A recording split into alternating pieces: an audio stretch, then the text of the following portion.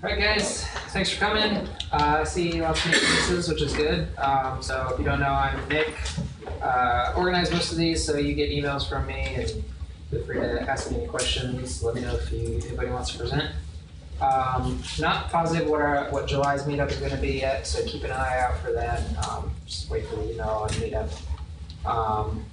But yeah, today we've got Vest, so I think Graham's going to be going first, and I'll let him introduce himself. Okay. Hi guys, my name is Graham Sanderson. I'm CTO of Vast. This is David Pratt. He is Director of Applications. And we've been coming to a bunch of these meetups, and so I wasn't really sure what to talk about. It was more of a, our experiences with Cassandra. I'm curious how many people here are looking to start using Cassandra, and how many people are active users. A couple, and we have some developers too. So we'll know. And so since Tyler just did a data modeling talk, I wanted to go light on that. Basically, as I say, we're not experts. We've been using it for less than a year. So feel free to shout out if you see something stupid, or also shout out if you have any questions. So we're basically going to give you a bit of a timeline of some of the stuff that we've been doing, some of the future stuff we want to do, and then the crazy man here has also written a Scala driver for the SQL 2.0 binary protocol. So let's have a look. Just to get this out of the way, who is Vast? No one generally knows who Vast is. Historically, we run a lot of big purchase marketplaces, so that would be autos and real estate. We run some pretty big ones. They're all white label. We tend to host them random for them. We have like AOL and Carfax, TrueCar, Yahoo. On the real estate side, we have Realogy. Big umbrella company, and then we have hundreds of smaller sites.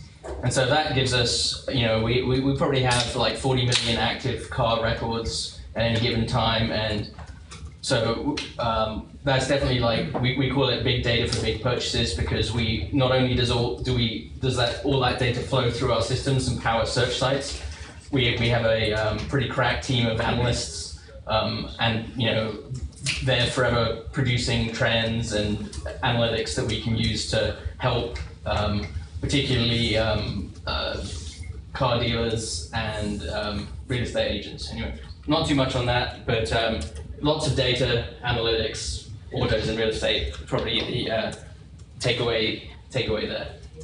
And analytics is growing in the business in terms of revenue. So what do I mean when I say big data? This is kind of where we are at. As you can see, we have way too much crap in HDFS over is that a petabyte? Yeah, I guess that's a petabyte. And so a lot of that stuff, a lot of the stuff that was traditionally map-reduced jobs, we're trying to move away from. S3 tends to be images. When you do car and real estate sites, you have a large number of pictures. Let's see, Solar and Lucene, also too big. That's not individual indexes, but as I say, we run like maybe 300 or 400 car sites. We run those off maybe 6 or 7 solar cores, sort of split up based on distribution of cars. I'll come to more on that later. I didn't give numbers for most. Cassandra, I think 1.5 terabytes is our current usage. I'm a little unclear. I can never remember from Ops Center whether that means compressed, pre-compressed, post-compressed, after it's replication. Post. It's post. It's post, okay. Including replication. Yeah. Cool. And then Zookeeper I have on there, as in just because we use it for storage, for config storage, but more for both config storage and coordination. So, basically, what we have in our company is a bunch of data flowing through the system. You know, we get feeds in, we get analytics in, and then we need to, you know, we need to provide data for different use cases. So, you know, we have real-time search kind of stuff. We have real-time analytics, where we actually provide APIs to get real-time analytics data. We have like alerting stuff. We have offline analytics, a lot of which tends to be, you know, Hadoop-based, but needn't be. We do reporting, and we do debugging. And one of the things we'll come to is traditionally we've tended to lump debug data in with the real data, and that tends to cause problems because the debug data tends to be verbose and volatile, and makes deltas hard. And by the way, let me just ask if I'm crazy Brit and I speak very fast. Is everyone keeping up with my, or at least understanding? I didn't mean keeping up as in, yeah, double thumbs up and a dive. Okay, I think we're good. And then we have like what we would call systems of record. So, you know, right at the top, you know, we have a system of record, which is our data. You know, here's a corpus of data, and we can tend to derive stuff downstream from that. And then we might have, I said we have systems of records at the leaves as well. We have a thing called the data warehouse, which is in Vertica, which is also a system of record, which basically contains everything ever in a easily queryable historical form. And Vertica is the right database for, you know, for arbitrary queries, whereas Cassandra is the right data store for lightning fast writes and, you know, particular queries. For those of you, you know, you kind of need to design your data schema around your queries. You don't have a lot of flexibility. I think it would be fair to say. How many data centers? How many? Sorry. 2. Yeah. So, and we'll come to it a little bit later. Actually, I sort of when we have these data flows between data centers, you know, we don't have a good Austin Cassandra cluster yet. It's just coming up, and so a lot of our stuff can fall back between. But basically, what happens is you'll have the system of record at the top, which will be mirrored, and then it'll be similarly derived in both data centers. Cassandra, we tend to want to have some key spaces span and some others not, just depending on the right load. We don't want to saturate the network link, but for some things, for more key value storage config in Cassandra, it totally makes sense to shard across. But right now, a lot of the customer-facing stuff that we're running, we're using Cassandra in Austin. So in that case, Austin is acting as is not a live data center. It's a failover data center, which is immediately able to take over, but without Cassandra. Okay. But we're getting there. JRE here is building it as we speak. Do we even have the boxes already? Yeah, good stuff. Okay, so what are our goals? You know, as I say, we have a lot of data going to a lot of search sites. Over time, you know, especially in real estate, but we do it in Auto 2, we want to get data to the sites in less than 15 minutes. But it's a lot of data. And today we do a lot of copying data around. It costs us a lot of money, it costs us a lot of bandwidth. We want to be using deltas more. We tend to do large data dumps. You know, it's like, here's this, it's kind of like a sausage cutter. It's like, here's a whole chunk of data for an hour, and then here's a whole chunk of data for an hour, and then we've got Hadoop, so let's do massive MapReduce on it and do that.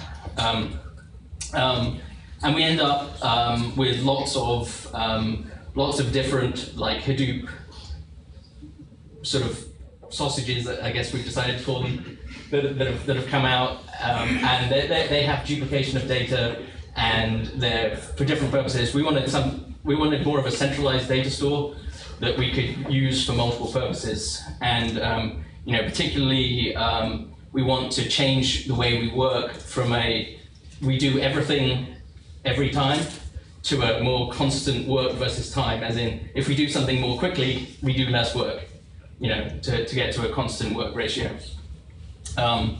And so Cassandra, on the previous slide, I talked about debugging and data and all the things. Cassandra is actually good for all of those. We still need HDFS for some stuff. Vertica, as I say, Postgres for when we want to do relational stuff, but not at the Vertica level. And then, as I say, we don't want to store the images ourselves, so that's S3 and Glacier. And then Solar and Lucene for search, but we'll come to what we want to cut down on the amount of storage used by those as we go. So, any questions thus far? I'm really sort of describing the problem, but we're about to get to the Cassandra ebits. So, first of all, for those who haven't picked it or are looking to pick it, why did we pick Cassandra? It was on the shortlist. We heard it was rock solid. We played with it. We set up a little alpha cluster. We really liked it. As I say, it's good for time series data. We knew we wanted that. It's easily configured. No single point of failure. So all that's good stuff.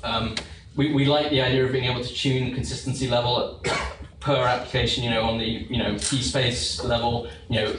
Eventual consistency is great. Sometimes we don't even actually need that. We can get by with practically anything. We can give some sensible result as long as we know what's happened. So it's very, very flexible. It has drivers for all the languages that we wanted. I say we are mostly JVM based, Java and Scala, and we use Node.js as well. And finally, as I say, we talked about cross data center. It was about the only one which had good cross data center support. Although we're not using it yet, we know how we want to use it, and you can even do fancy things like using sort of fake data centers, to allow shared HDFS nodes and all that good stuff. We're going to play with all of that. The only other contender really was React, but we decided that vector clocks were too complicated and unnecessary, and I think React is in Erlang too. Erlang and Scala are not that far apart, but it's just another language. It's not JVM. We know JVM pretty well. And I'd say open source, it's very active. There's lots of development going on. It's not going anywhere. And you can get to the code base, you can look around, you can fix bugs if you need to. Okay, so this is kind of our story. I talked a little bit about alpha. That was about 11 months ago. And then what we did is we liked it enough. We decided, okay, we know we have all these applications that we can put on Cassandra, so we're just going to build a big FO cluster, technical term, and try it out. And so we went straight from alpha to a production cluster, but a production cluster that we were only going to use internal. We went with Cassandra 2.00 because it had just come out, so that is something that you should not do. If you're following the rules, I'll come to a little bit of that. But we were sort of just trailblazing. We were trying to upgrade an application in place, and so we did. The first use case we did, I'm going to talk about here in a second, but we used that. It is an exceedingly stressful use of Cassandra, and we did some fun destructive testing, like pulling out drives while we were doing that, and disconnecting network stuff, and all the sorts of things you'd like to do. And so we learned a lot just by doing that.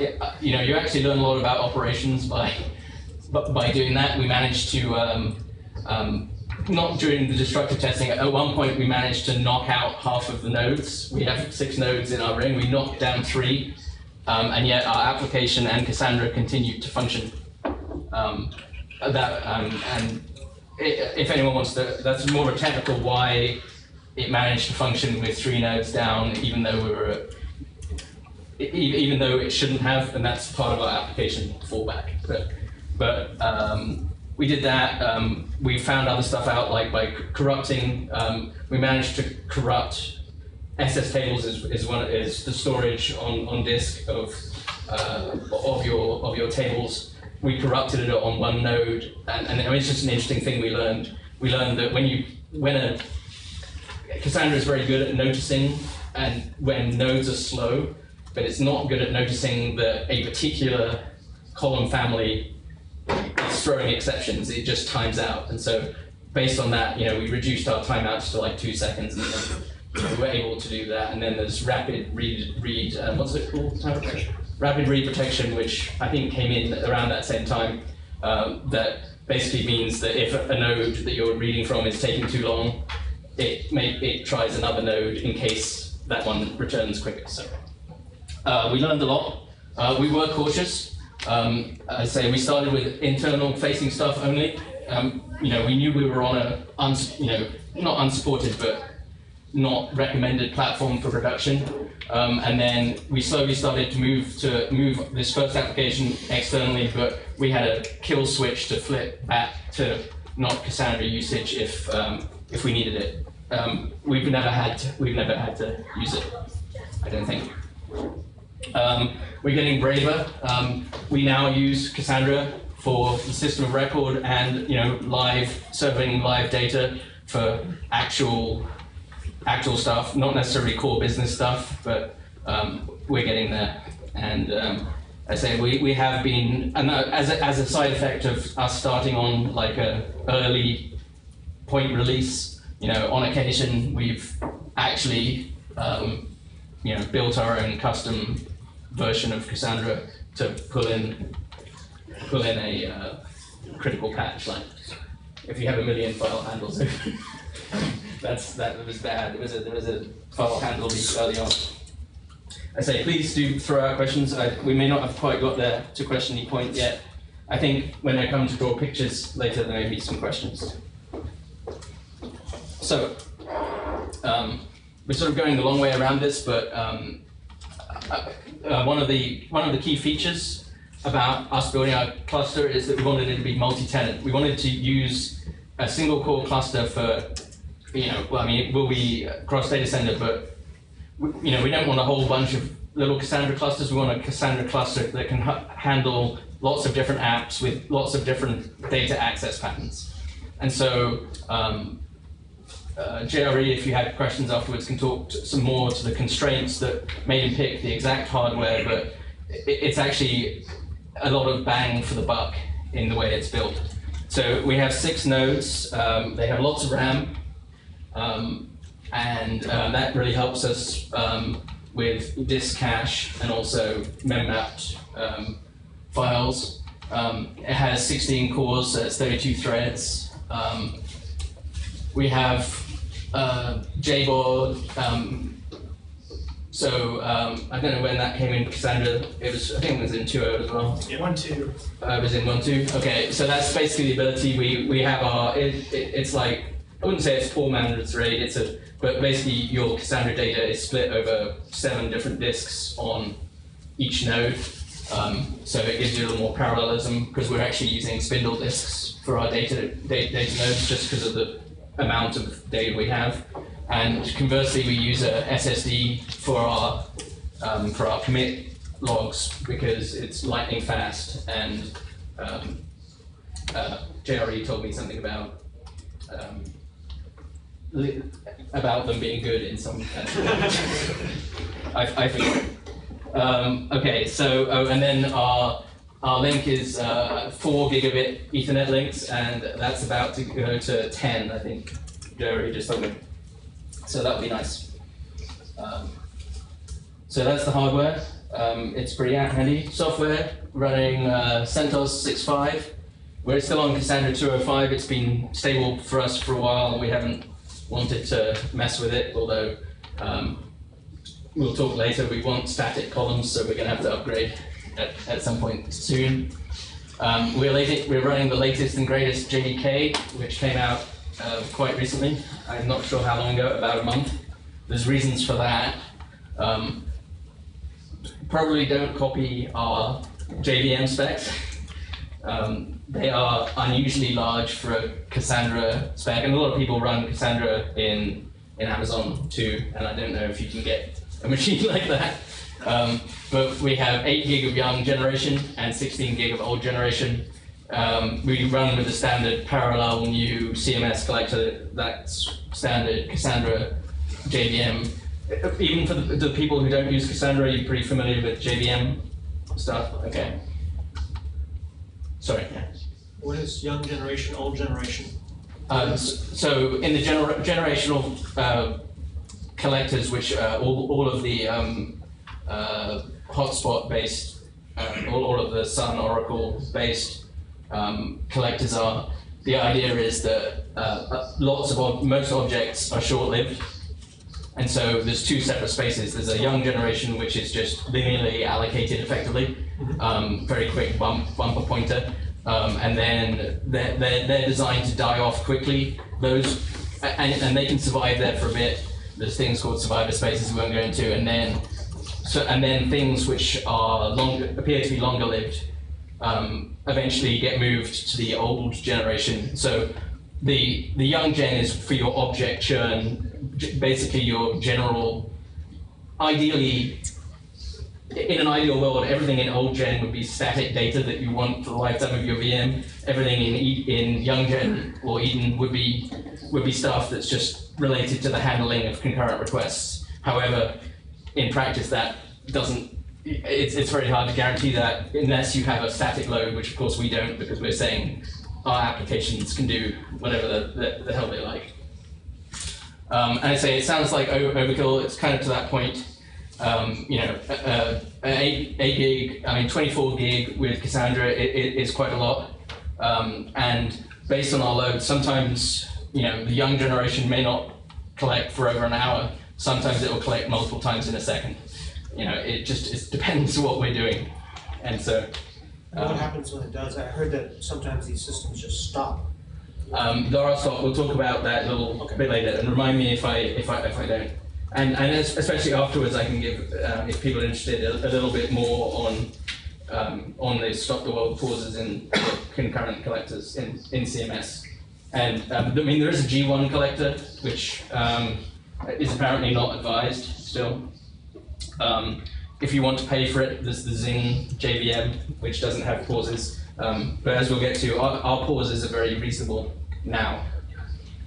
Even with obviously the pauses can get longer because of the bigger the thing you're trying to collect. Yeah, exactly. Well, however, we have 32 threads to collect it with, so making sure it's parallel is very important.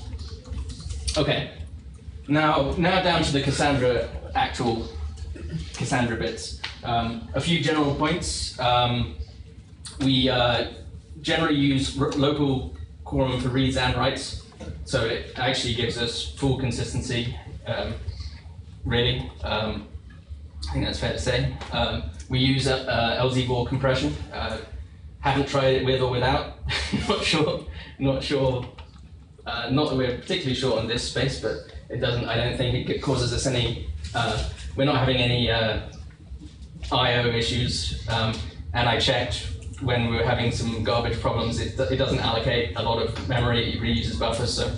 So I would go with that. I don't know if there's a faster one. Is that what people use? LZ-Ball is the fastest one right now. It's Okay. faster than Snappy. It is, okay. There are 2. Well, there's many caches, but we use the key cache always. It basically makes your reads a lot faster, a lot less disk seek. We don't use a thing called row cache because it's so the key cache says basically where your data is. The row cache says roughly what your data is. The problem with the row cache is it's not write through, and we do a lot of writes. So it discards it on write, so it is effective. A, it takes a lot of RAM, and B, it's not much use to us. So that maybe, would you, again, as I say, this is sort of interactive, and Tyler probably knows more than me. I would say that's probably a best practice. Yeah, row cache is only really useful if you have like a very small, hot data set, and you're not updating it. Yeah. Yeah, you're right. And then driver-wise, we use Athena. We use ASCII-Annex. We did that because that was recommended to be the best at the time that we started over the Java driver before it became the Java driver with 2.0. That's allegorical. We didn't actually try the Java driver. We liked the recipes in AskJanX. Actually, I think I'm thinking of Curator, but anyway, we liked AskJanX's way of doing things. And then there's a GitHub thing called Node Cassandra SQL, which we use in Node.js.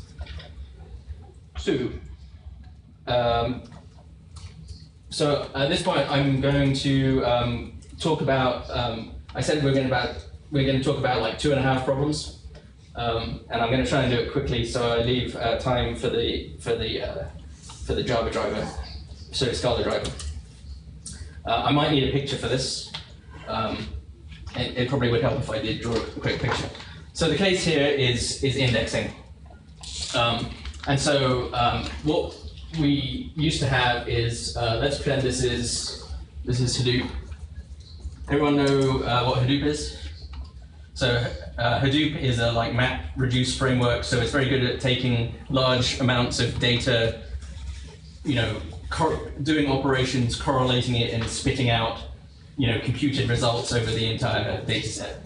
HDFS is Cassandra is good because it is a redundant storage. HDFS is another form of redundant storage. Hadoop does work over Cassandra, something we'd like to get to in the future. But anyway, the point is, don't need to worry too much about that. What this job does is take about 40 million active car records, and bear in mind we get the same car from lots of different places. So VIN, and something you can do with map reducers, collect everything by the same VIN, and we do a whole bunch of business logic and whatever else, and we spit out, let's say, I'm just giving an example of on one of our cores, maybe 7 million unique vehicles. And we've picked, using various rules, which one, which of the ones to show based on where this index is going and which sites it is. And so we do that, and that's in HDFS, and then what we do, and this is in XML, and then someone was talking about Solr earlier. So Solr and Lucene. Lucene is a text index, full text searching index, although it's sort of evolved into what Solr is too. Solr is a sort of more queryable, field level queryable layer with some caching and stuff built on top of Solr. And so Solr is actually what we do to serve search queries, when you want to search for a car. And so what we have to do is you have to get that out of HDFS onto the file system so that Solr can index it. And that's it, that's costly. And at one point we did it by sending it to the Solr REST API, very, very slow. And then we were like, and I say these things are about 40 gig of XML. And then we built something very fancy and highly parallel that could index them very fast. But then you still got 40 gig of data. And bear in mind, Solr needs to be redundant too, so we have at least 3 slaves for any site, so that one can be undergoing maintenance, one can go down, and you still have one to serve data. And so you're copying 40 gig to 3 slaves. And this is all very well and good when you're doing it every 6 hours or every 4 hours. Once you're doing it every 15 minutes, it seems it's getting rather silly. Especially if you consider the fact that if this index is only live for 15 minutes, the chances of, and you've got 7 million records, the chances of a very high percentage of those records being retrieved is very small. I haven't actually measured what it is, but it is small. So we wanted to avoid all this network copying and do something a little more sensible and make use of our new fancy data store. So that, although it is making copies, if I had 8 slaves here, I still only need one data store. So I think did everyone sort of grok that? That was a very quick picture, and my drawing is appalling. Everyone cool? Okay, so basically what we decided to do is something slightly weirder. We still took our 40 million records, but we made them into lots of little indexes inside of Hadoop. And that's kind of irrelevant. And then we have a clever way of streaming those straight back out into a big index. But at the same time, so the Solar index, or Solar and Lucene, you have the index which allows you to search, and then you actually have the stored document. So when you index a document, I mean, at Lucene it's like it would be indexing, a book, let's say, and you could search by any word, or let's say you'd index each chapter individually and you'd search for a word and it would return you the chapter. The chapter itself would be the stored data. And what we do is we actually send we send the index bits only here. So what used to be 4 gig is now only 2 gig. That's just the indexy part. And we actually send the data over to Cassandra. That's a shorthand for Cassandra that we use everywhere. And so we do that we actually do it. There are a number of ways of getting data out of Hadoop into Cassandra. The way we chose to do it is actually via AskYannax, and we do it via the Thrift API in 1 meg chunks. And we actually get about 200 megabytes second sustained writes, and we do that for about 2 minutes for a full index. I want to draw a picture of the table, but I think I'll do that later. In fact, I'll do it now. The point is, not a lot changes every 15 minutes. So what we want to do is we want to have a baseline which is all the data and then deltas. And that is a very good use of Cassandra, because for a key you can have very many columns. What we do is for each record we keep, here's the base version, and then every 15 minutes we apply, and it's in JSON, we just store the deltas, and the deltas are about 100 times smaller. So what we actually do, maybe I should draw a picture. I just want to make sure I covered everything. What we actually do for those who are Cassandra knowledgeable is we actually create a new table periodically, currently once a day, but it doesn't need to be. And I'm going to try and draw it.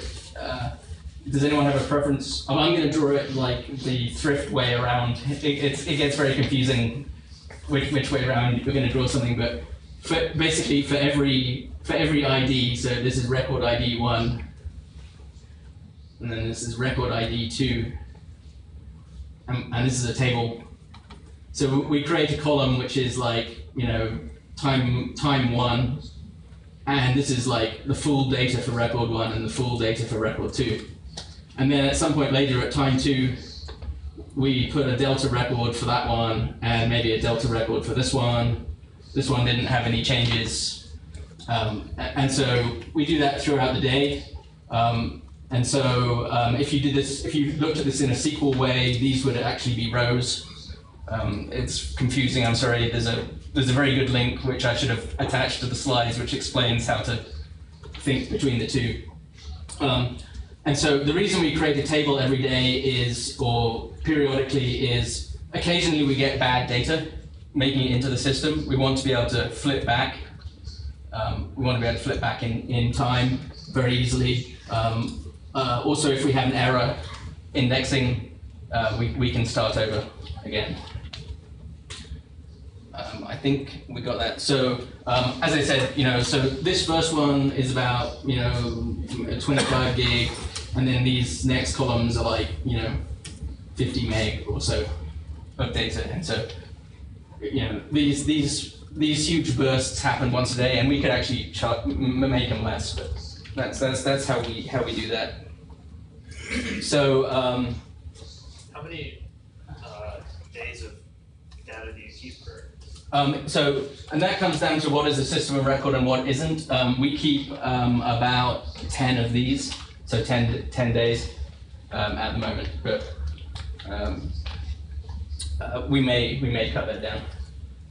Sorry. Every 15 minutes, you might add a delta.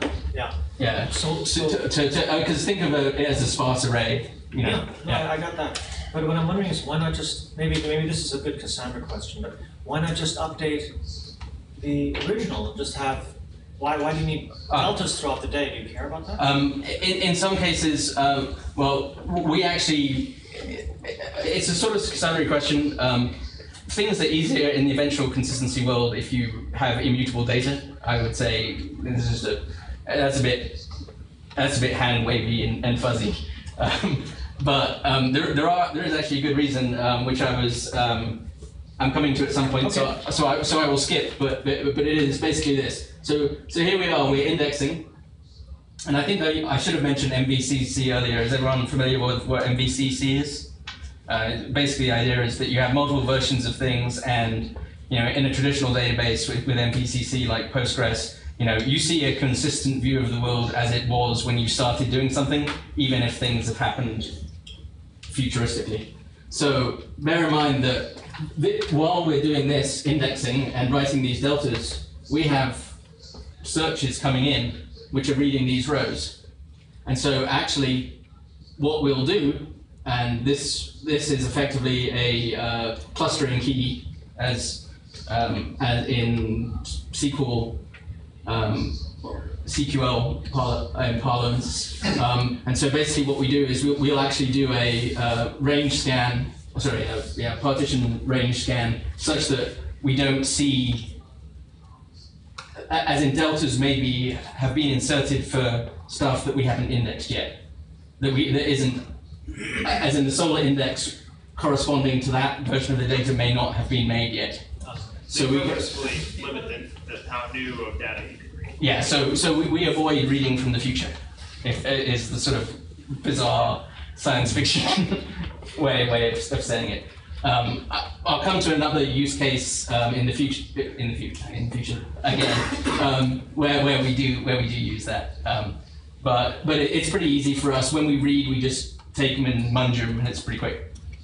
So if I'm understanding correctly, for a given row key, you're always going to have an original data set, but there's some likelihood you will have deltas? Yes. So those, it seems like one of those sets of data is cacheable and the other one is less cacheable. So is there a reason to have those all in one column family rather than a column family for the baseline and a column family for the deltas? I mean, the main reason was because we could do it in one query against a single table. Because you're always going to be reading both the baseline and all the deltas every time. Yeah. Makes sense. And I should have also said, actually, of course, you might have a full here because record n might not have appeared until, that might be a new record that appeared later on. And we also have, a marker for deleting for records that disappeared.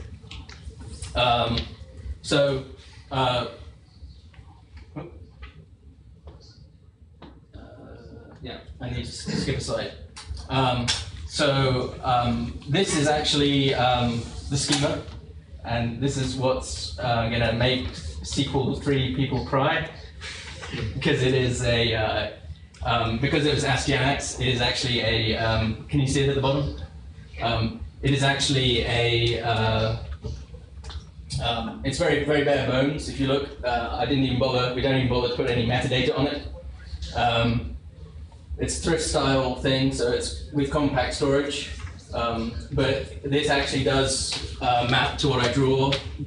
Here's the key. This is column 1. These things are things called column 1, rather confusingly. And then these things are things called value. So that's the names that Cassandra gives them. But the metadata, if I put it in there, would have given them more useful names. The other astute Cassandra people will notice that we have some rather miserably untyped blobs. And the reason for that is that everything flowing through this new system here This is in Hadoop. There's a thing called text, which wraps a UTF-8 byte array, and then that thing, and then we go through the 7 million thing, which we do in Avro, which has a class called UTF-8, which wraps a UTF-8 byte array, and then Cassandra itself stores it as a byte array, and a blob. Well, I mean, whatever it is, it stores it as a byte array. So the only thing in between is the driver, and most of the drivers insist, if you say that it's a text column, of converting it to a string on the way in and on the way out. And that's just me being anal. I refuse to convert it to a string just for the sake of the driver. And so that's the only reason those are and that's something that I think drivers will fix with. Some of them may already with hints to say, don't auto-coerce this into the type you think it is. What's your comparator for column 1? So that's a good question. The comparator is just the blob comparator. However, these are actually, well, you can actually, the column 1s are actually, they look like the beginnings of these strings. So actually the blob comparator, byte comparator, actually gives us the correct ordering. Does that make sense? Yeah, yeah. I need to hurry up. Does that make sense? Yeah. I mean, that would be usually a bad thing to do because yes, your comparator might be broken. We have a very, very simple use case. All right, so I'm trying to hurry up because I'm going a little slow. We talked about MVCC. So that's pretty quick. We happen to warm up these solar caches. So we do a lot of reads up front because we also, whenever we switch out indexes, we do a bunch of verification to make sure that you don't find no data for Arkansas or something. And it also helps warm up solar. MVCC to prevent from the future. I said we were going to talk about. We can take this offline. Basically. We do some stuff, as say, by writing and reading at local quorum, we're guaranteed to get the latest data. If a node is down, so this is more for the people who are familiar, what will actually, it'll immediately tell you if there aren't enough nodes to satisfy a quorum read. We'll fall back to local 1, and because we're returning search results, we'll just return something rather than a 500 or 400 or whatever else. So issues we found along the way, as I say, while we were testing, do not ever delete and recreate the same table with the same name until Cassandra 2.1. Very bad things will happen to you because the data still exists on disk and is still being compacted and other fun stuff. We're also doing a bit of an anti-pattern with all these schema changes. The current versions of Cassandra handle it fine, so we're pretty good there. Because we can't reuse the same table names, we're using UUIDs for the table names. That makes monitoring hard. Just an issue opened that's just been fixed to do key space level monitoring, so that takes care of that. And then, as I say, the full writes that we do, those bursts 200 megabytes a second for 2 minutes, they cause some hinting, which is not unsurprising. But Cassandra still remains rock solid. Haven't had any problems with it, and we can constrain it if we really want to by number of mappers and reducers in Hadoop, and also we will put in a zookeeper mutex to make sure that no two full indexes are happening at the same time. Currently it's cron based, so they don't, but that would make more sense. I'm gonna do. I think I can get through a couple more. David has to go, and so I'm gonna then do the lessons learned in the future after him. Slides going to be available afterwards. Yes, they'll be available online and the video, and I'm going to be around to talk to you afterwards as well, so we can go back if there was anything. Sadly, we've been very busy, so I didn't have time to time the talks before I gave it. So we have this thing called Reza. It's just a newer version of real estate. I can go through this very quickly. It's very similar to what we just did, except it's done properly with SQL 3. You'll actually notice it's basically the same table, just done properly. The only difference is we don't create new tables, and we don't do it in, it's a fully streaming Delta pipeline because there's no nasty Hadoop joining across records to be done. And so we can just update server at the field level, atomically they have, support for that. And so rather than having like distinct timestamps, we just have data all over the place in random timestamps. And again, we roll them up, and then we take ancient history and squash it. Like anything older than 6 months, we squash together. But as I say, it's effectively an identical table to the thrift one, just a different use case.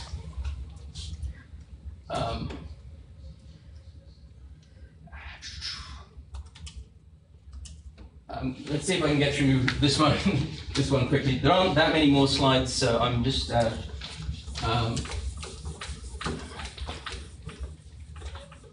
How late can you stay? A little bit after 8. Okay.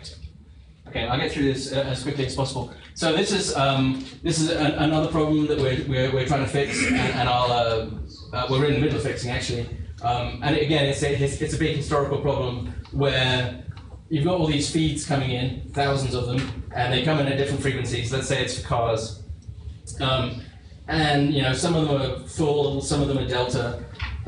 But each of them sort of has some data about this car. So here's a car, and then okay, we've got the car. It's got some image URLs. We need to make sure we have the images in S3. So we asynchronously go off and download the images. We need to do some we do a thing called polishing, which is basically data normalization, such that it matches our schema.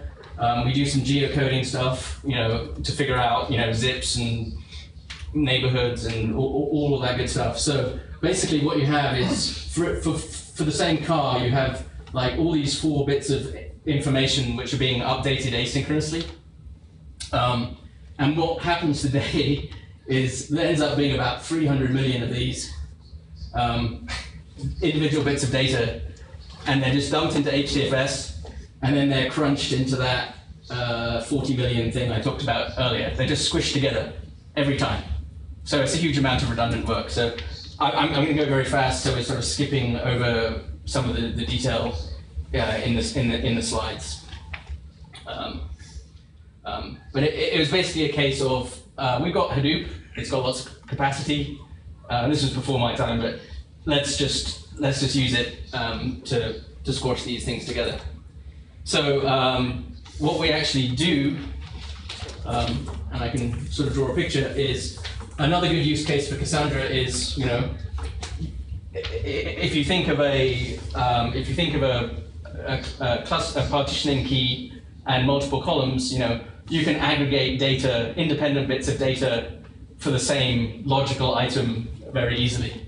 And so what we actually do, and I wanted to show two things here, is basically the simple idea is that you have effectively, here's your key, which is your record ID, can't write, and then here are your 4 bits of data, and as they come in independently, you basically, you read this record from Cassandra, and you spit out the munged version of all of that into HDFS for processing later. But it's just based on, as in the arrival of a new record of a feed, or it might be based on the images being ready.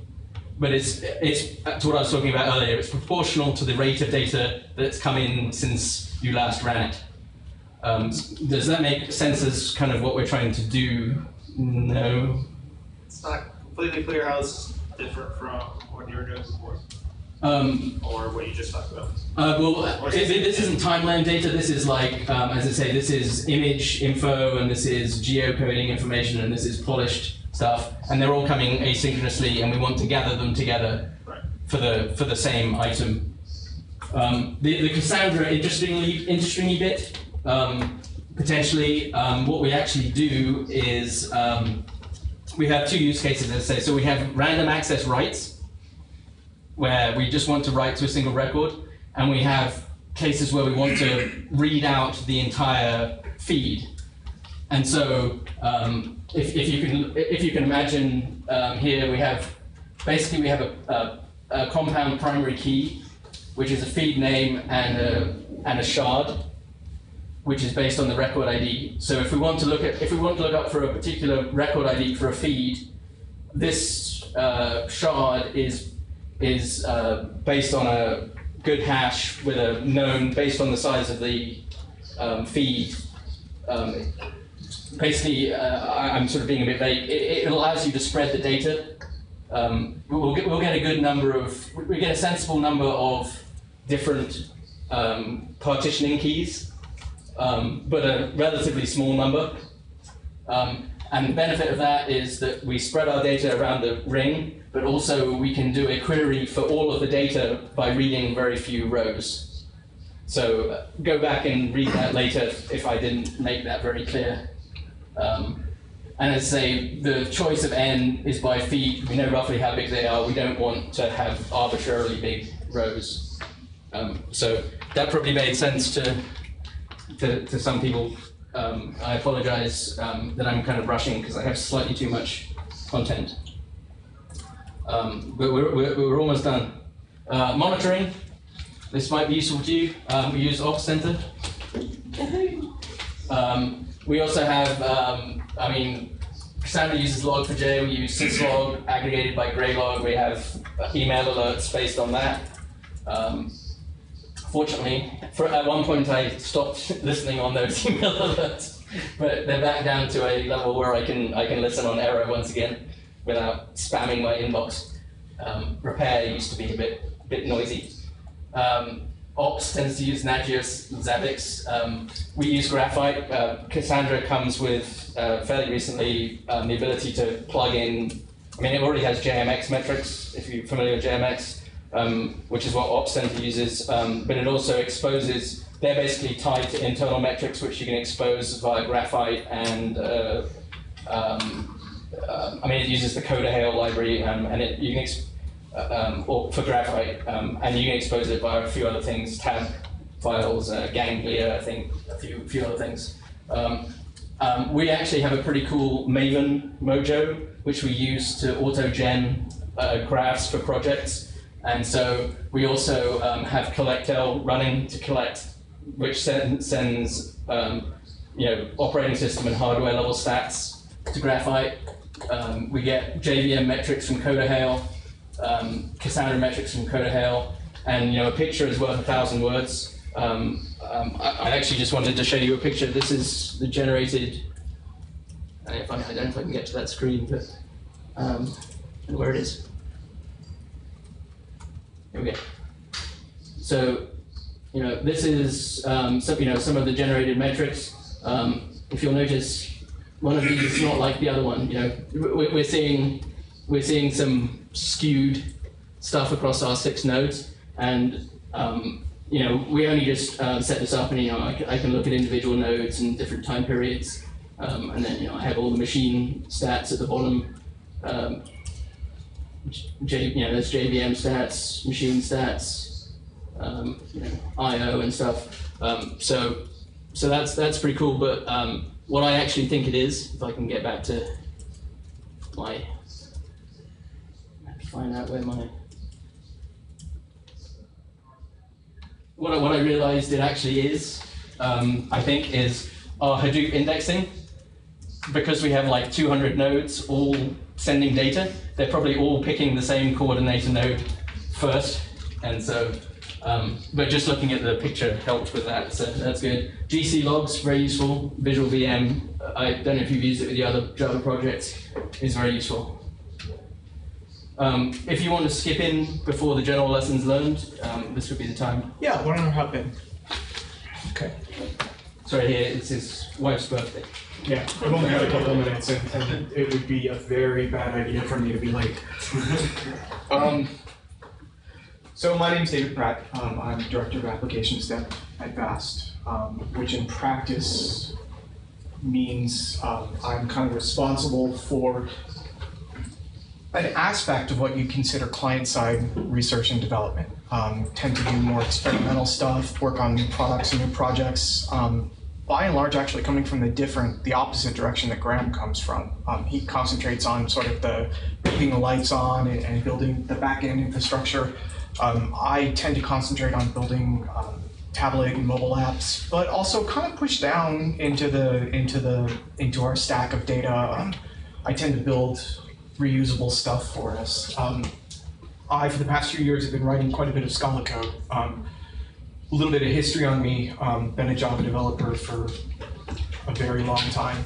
And I think the JVM is probably one of the most impressive pieces of software ever produced, ever. Just awesome. Not particularly a huge fan of the Java language, especially in the past few years. You know, it does what it's supposed to. It's a great, awesome platform, but I discovered Scala about 4 or 5 years ago, and I've been building pretty much everything in it.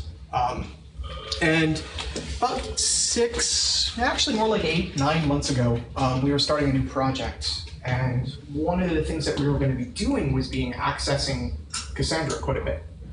And in fact, he talked briefly about it. We were building a new application that was going to be talking to our real estate index. And I knew I was going to be doing quite a few reads, but also building stuff on top of that platform that was going to be doing writes, and it was all going to be kind of this asynchronous event processing thing. And did a little bit of research, looked out there to see what I could see. There's on the JVM there was Hector and SDNX, and the DataStax official Java driver had just come out. I read through the code for a lot of them, and they all work, but they really didn't fit exactly the use case that we wanted. So I did a little bit more research, and I've been playing around with the Akka.io framework. If you guys haven't written Scala or Akka, if you're not familiar with it, Scala is a JVM-based language that it's described as a hybrid functional object-oriented language, which in practice means you can really treat it kind of any way you want. The syntax of the language is such that when you're starting out, you can just write it as a more terse Java. Basically treat it as Java with better collections, because it is a one-to-one mapping. It has classes and interfaces and everything. And Scala code written as Java, if someone who's a Java programmer looks at it, they can just understand it, because that's just what it is. They compile down to Java classes. But you can also go completely down the rabbit hole and write Scala code that looks like Haskell, and if you do that, I don't want you to work for me, because that is not the right way to write code. But you can do some pretty interesting things with it and build some pretty interesting toolkits. There's a project called Akka on top of it that is inspired by Erlang, essentially. It's a big actor-based model where everything's asynchronous and stackless, and you don't talk to objects, you talk to actors, and actors you send messages to, and everybody has a mailbox. And it's actually a pretty cool way of building apps. There's a toolkit on top of that called Spray, and they built a little web server called Spray HTTP. And been using that for a while, and for a couple of the APIs for the REST APIs for the tablet apps that we've been working on. So that's a little bit of history. So looked around, didn't really see anything that really worked for me. And I broke the iron law of software engineering, which is don't ever build it yourself if there's something already out there. But I felt like I had some pretty good reasons to do that. So you can see on the slides here, I don't really like to talk to slides because it's kind of boring, but it really is kind of what we needed to do. Our use case is we actually had to build some code that was going to be used by a bunch of different platforms. We were going to have a REST API on top of it. We were going to have an internal API talking to it. We were going to have a Node website talking to it. And we're also kind of building ancillary apps on the same platform at the same time. And they were going to be dealing with either sort of traditional transactional data where I'm going to read a row, I'm going to write a row, all the way up to dumping thousands of millions of rows, processing event streams on top of it. So sat down and said, okay, you know what? I really like Cassandra. I'm going to write my own driver, which was kind of, that's usually the last thing that you say before this stuff, before the boulder falls on you. But So over Thanksgiving, I went home to see my parents and didn't really have much to do, so sat on the couch and watched TV and wrote a driver. And we've been using it in production at Vast for about 6 months now. It does pretty much everything we want it to do. It's clearly built around our internal use cases. It's right now not intended to be a general purpose driver, but the things that I like about it are, one, it's idiomatic Scala. A lot of the drivers that you see out there are sort of modeled after the JDBC world. You know, it's people who've used traditional databases before, and they use blocking connections, and it didn't really fit the way I wanted to write code. So Athena, because it's built on top of Akka, the lowest level of it is it's got an actor. And you send messages to the actor, and it sends messages back to you. So, you know, you call it to run queries, and you'll get rows back. And, you know, it'll send you rows back. I modeled it after, I want to be very clear, I read the official DataStax Java driver, and it's really good code base. Really good code base. It does what it wants to, but it just didn't fit our problem. I model a lot of the stuff that we do actually on top of it. There's an abstraction of a cluster, obviously, and then there's an abstraction of a connection to a host, which has a set of load balanced TCP connections that it holds, and then there's an actor that models literally a single TCP connection to a Cassandra server. And you know, when you take these components and build it up, you can build more complex things. So it's a set of actors that let you access Cassandra, built on top of the native CQL binary protocol. Actors are great and they're fun to use, but day to day, especially if I just want to write code, I don't want to have to create an actor system and make connections, and I'm an actor and do all this other stuff. So we built another higher level API on top of it. And by the way, this is all still very much in flux. In that it's being actively developed now, but I wanted to kind of give people a way to access Cassandra in both an asynchronous and non-blocking way, but also kind of easy and simple. One of the cool things about Scala is asynchronicity is just kind of built into the language. The standard library has some really cool concepts like futures and just lots of really good low-level constructs that let you intuitively write asynchronous code, because if you've ever done it before, you know it is the most painful thing in the world. You know, it's just awful. Yeah, especially you'll get these callback chains, or just like you're just sitting there going, oh, I don't know how this works.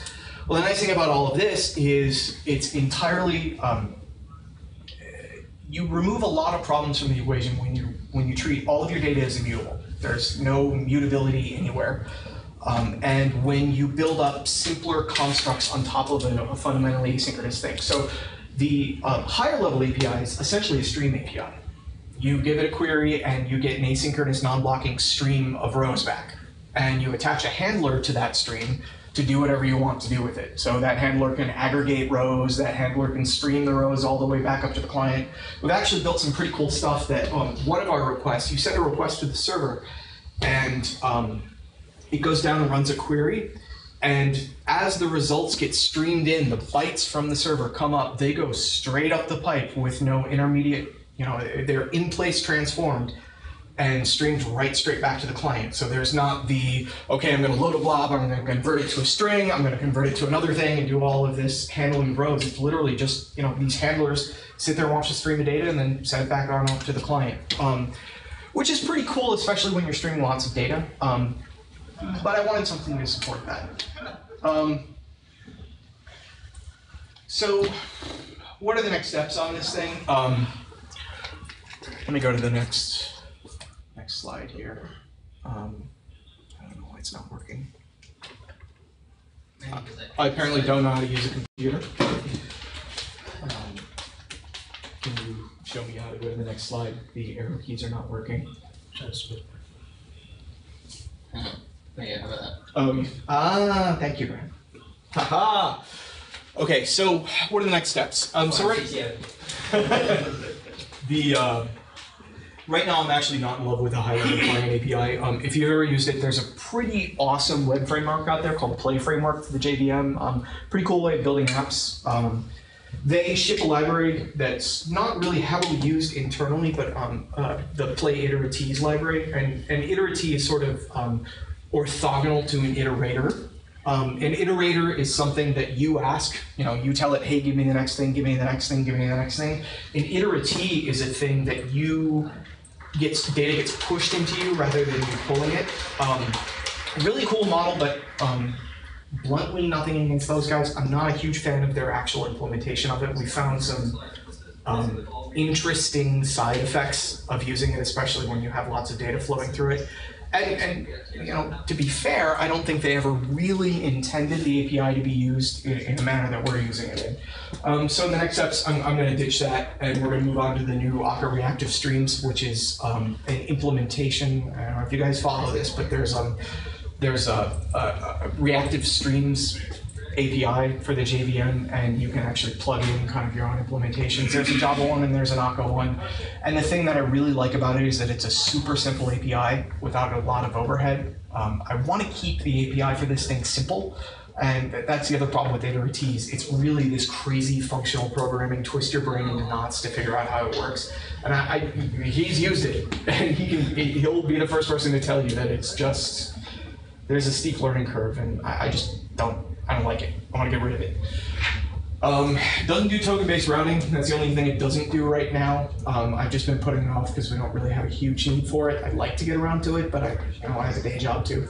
So someday we'll get to that. But as you can see here, it's up on GitHub. Every time we build snapshots internally, publish them to our Maven repo. But when I push to our Git repository internally, I also push to GitHub. So you guys feel free, download it, you can build it and use it.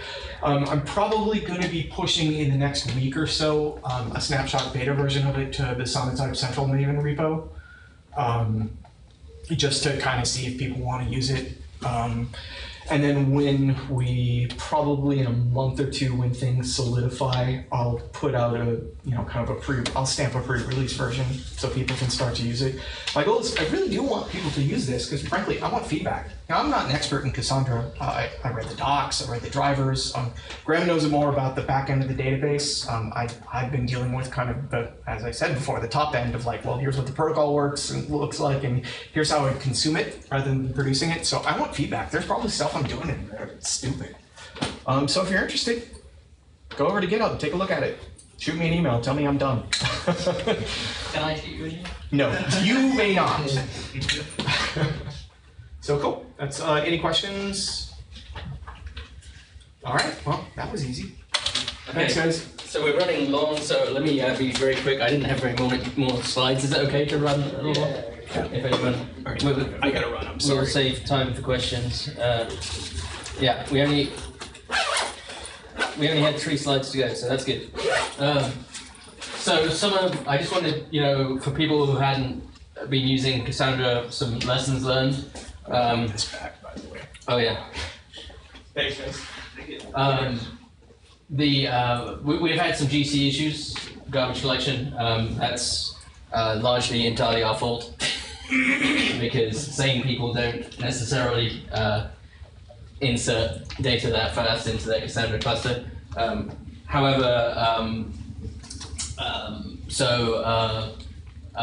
skip to the second point and say we aim to be multi-tenant. So I don't quite call that client stupidity because we did it deliberately. We can do it less frequently, but we want it to be fast because it affects latency of getting data to the site.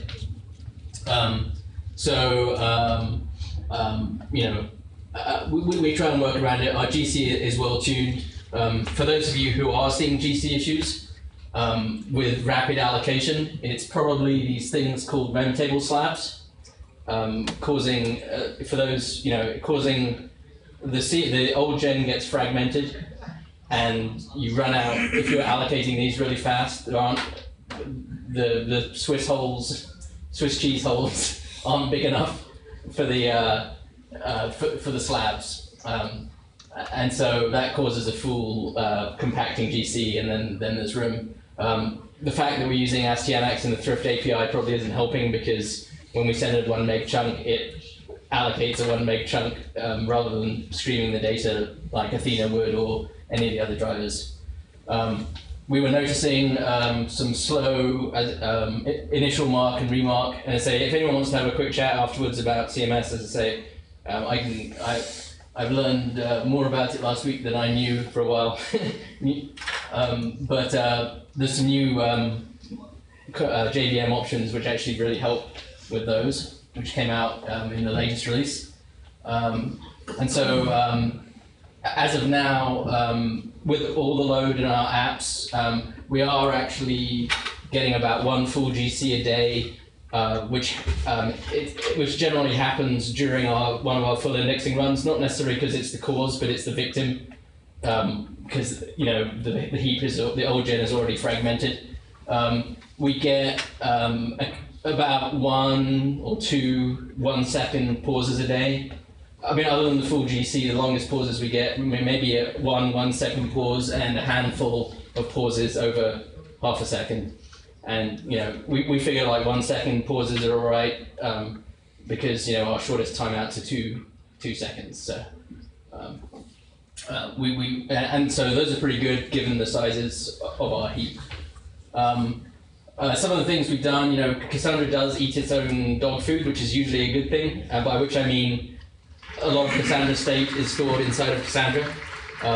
The only slight downside that has is if you're already overloading Cassandra, then it overloads itself more, recording how much you're overloading it. and so one of the features which sadly got pushed to Trio is moving hints into a commit log style thing. I don't know if anyone else knows the status of that, whether it's just a pipe dream at the moment. I mean, we're all excited about doing it. Because basically hints are a queue pattern. I mean, they may as well. Don't really want to do it in Cassandra in the first place. Yeah. And then, compactions in progress. It's not causing a big thing, but we obviously do a lot of compactions, and so I'm not suggesting getting rid of it, but we did turn off. I mean, Ops Center is very useful, thanks Nick, but it is we turned it off for some of our search API tables for those crazy ones because we have Graphite now. We don't need. And I say we're cheapskates. We don't pay for DSE, so the graphs in Ops Center aren't much use to us anyway. Again, same thing with repair. Don't repair things that don't need them. That's just an Ops thing. We have tables which last for a day. Don't repair them once a week. Our data is immutable. We were also, I don't know if this is best practice. We were accidentally running all nodes without -PR, so I think we were potentially doing 3 times the work we needed to. For those who aren't familiar with Cassandra, repair is one of the ways of getting eventual consistency of making sure that the data is all on all the replicas is in the same state, and also it's responsible for finally cleaning up, or it's one of the ways of finally cleaning up data that's been deleted. Yeah, I said earlier, beware when not following the rules. When I say rules, I mean it's advice. I think if you ask, should I use version 2.02, someone on the user's thread will say no and link you to the wiki page, which explains exactly which minor release you should start production on. But yes, there were, we were using it internally, but there were definitely bugs in the early point releases. It's very stable now on the 2.0 line. This is probably self-evident. If you don't know what you're doing, you will likely screw up. We screwed up several times. The amazing thing is that Cassandra never once failed on us. No matter what stupid things we did, or stupid things it did on some of the early releases, it kept, as I say, it has a reputation for being rock solid. It kept serving requests, and it didn't lose data. Even when we lost half the nodes, as I said. Let me see. And I say, even if you don't know what you're doing, a fix is usually a Google or a user group. If you're not on the Cassandra users group, I would join because you can learn a lot there.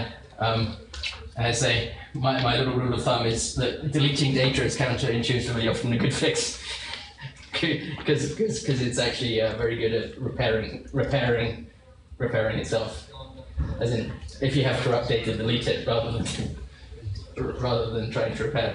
But, don't like put that in your Cassandra Bible. And so future stuff. We really want to. We already have a whole bunch of cases for static columns. You can go read about those, but they came in 2007, 8 something. Anyway, that is a nice new SQL feature which makes things a little bit more like some of the things you could do via the Thrift API.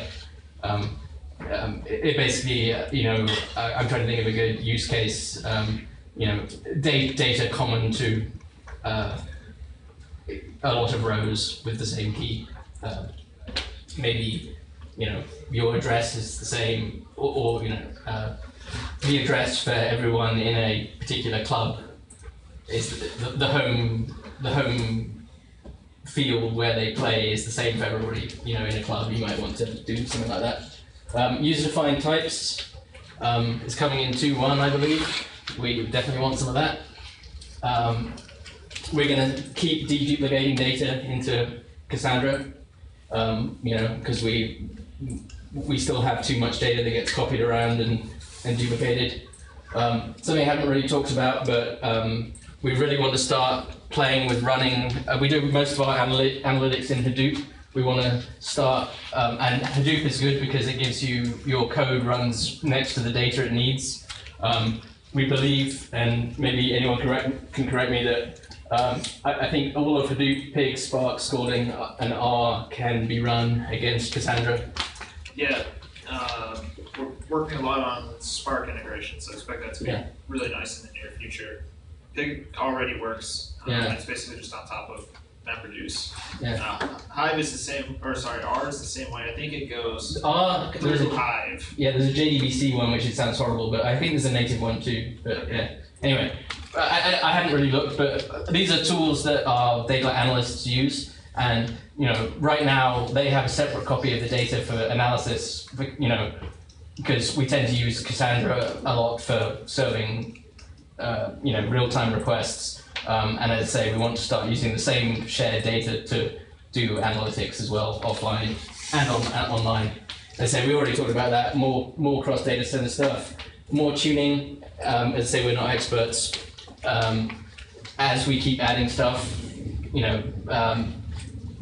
Cassandra has a dizzying array of knobs and dials that you can use. And then our kind of nirvana when it comes to not having, I called them dumps earlier. I think we sort of skipped over the slides where we do the sausages. What I really want to do is, there's lots of nice stream processing things like Storm and other stuff, but they all, or most of them tend to sort of go state and hide in the corner. And actually using Cassandra as a side state store, such that we can do stream processing that requires more than the record itself. But that's what we want to move to. But if I had to summarize, which I should because it's getting on, Cassandra is rock solid. We're moving all kinds of different applications to it, and and people keep adding features that we want. It's like that kind of want it to.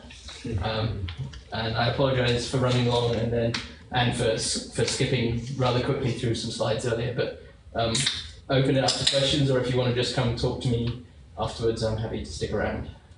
Or if you want to go back to another slide.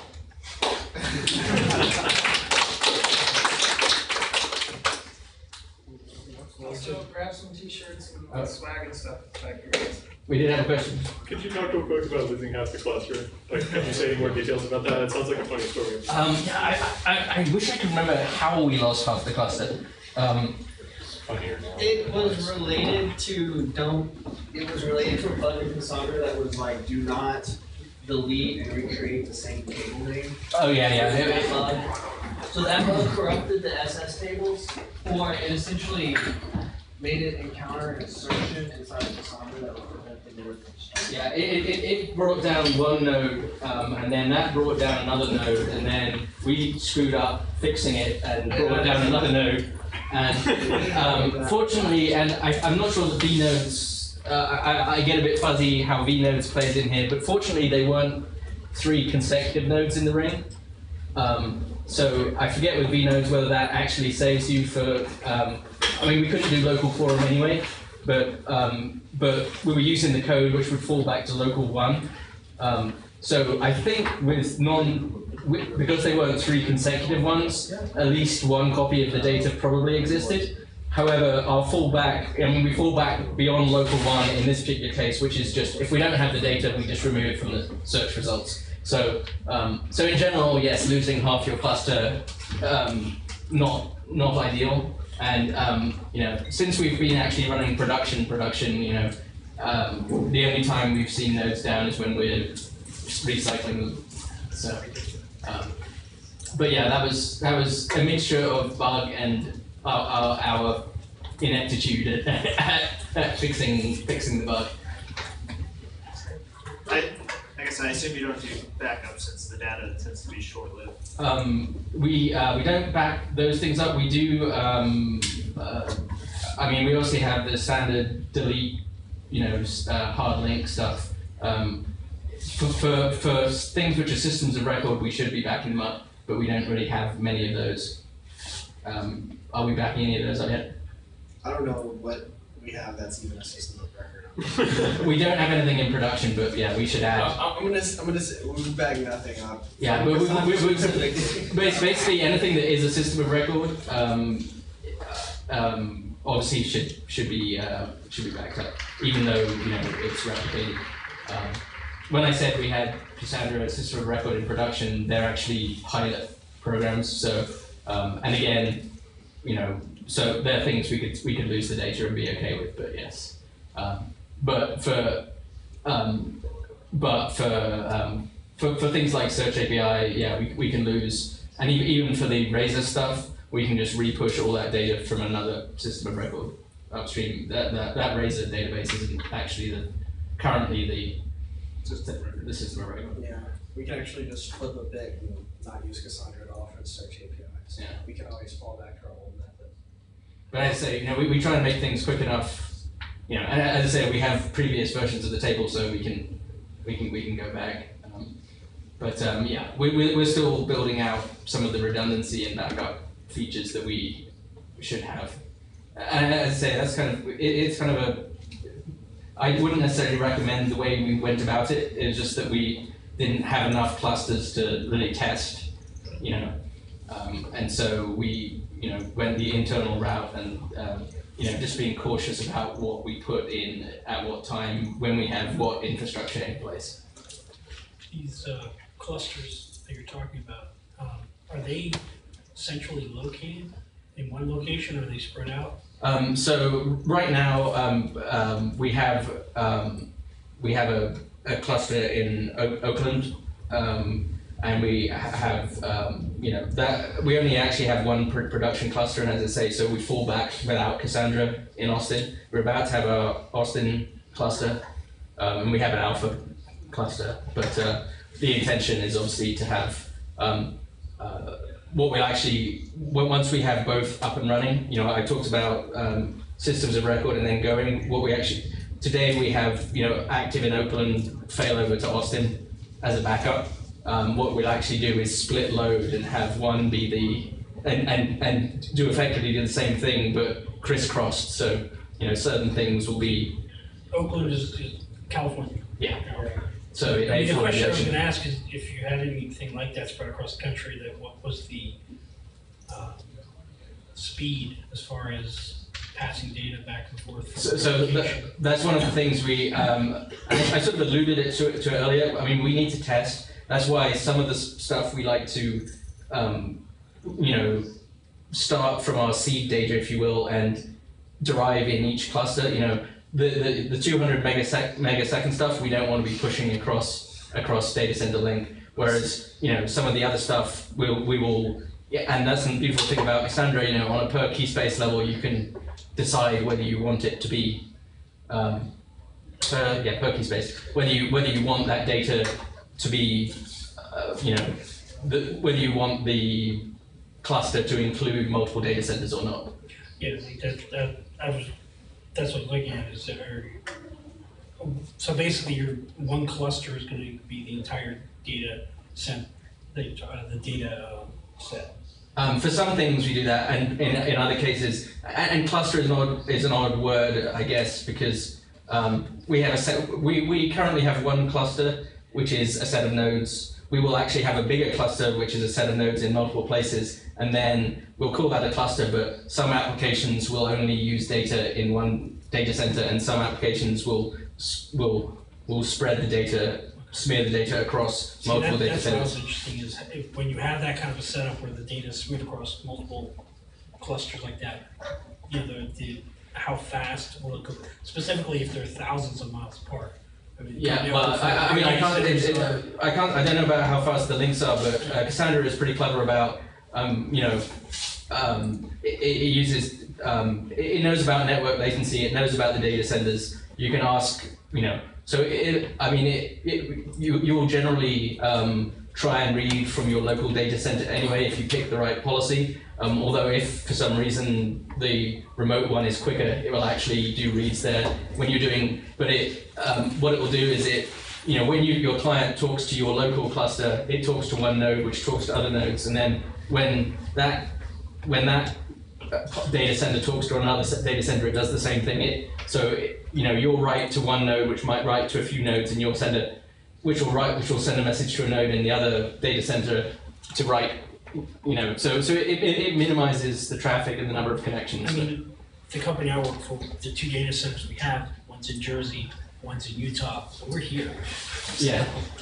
And so I mean, it really depends on your use case. I think. I mean, we're not experts on Cassandra, and we haven't. We're about to test. Now we'll have enough clusters. What latency we can expect, and how well the dynamic snitch and network topology strategy do. Like what he's trying to say is like the reads and the writes, like the latency that it depends on the policy that you give. It's typical per read and per write. You can say like give me quorum across the local data set. You can say give me quorum across all the data centers. So it's on team. It's really what it comes down to. We're actually in the process of upgrading our links between data centers that we're not involved in. Real quick, does anyone need a parking validation? Yeah.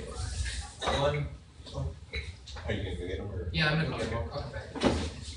But like there's like a form DC, for instance, where it says, it'll make sure we do it right. It has a copy in each of your data centers. So there's different policies you can set.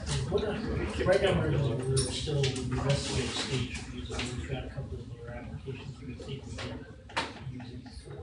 But I know the one issue I'm also going to keep up with. That's always been an issue with us, that in some cases. You're talking about like latency to get.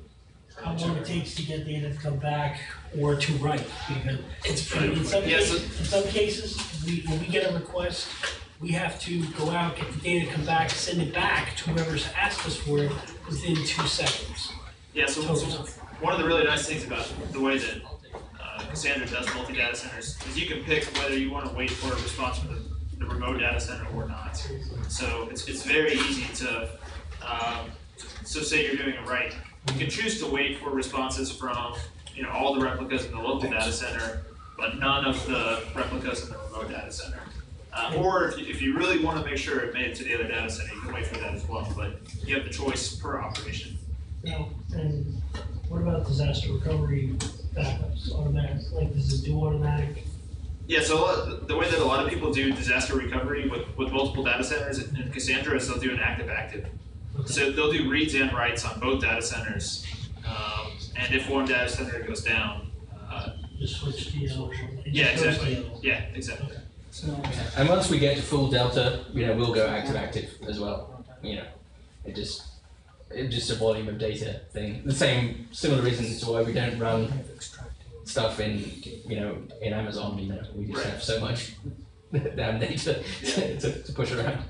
Active-active's a nice way to do disaster recovery too, if you can do it, because if you suddenly start using a cold data center, you have a lot of problems. So if you go one's already warm, it's a lot smoother failover. Yeah, well, and I'd say the way we do it today, you know, basically, we keep them warm and ready, but you know, we have very different tiers of things. As in, we have to be able to serve customer requests instantly.